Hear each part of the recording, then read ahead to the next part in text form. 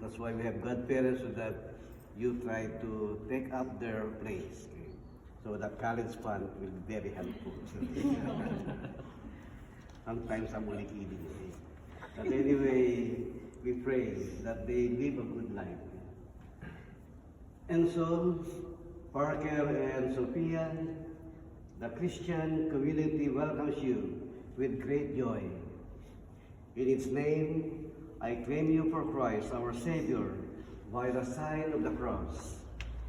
I now trace the cross on your forehead and invite your parents and godparents to do the same. So you trace the sign of the cross on his forehead, okay? So all of you.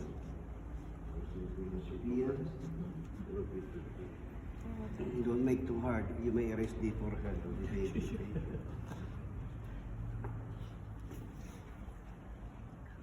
Take the sign of the cross. All of you, that will be your first blessing to Parker or to Sophia.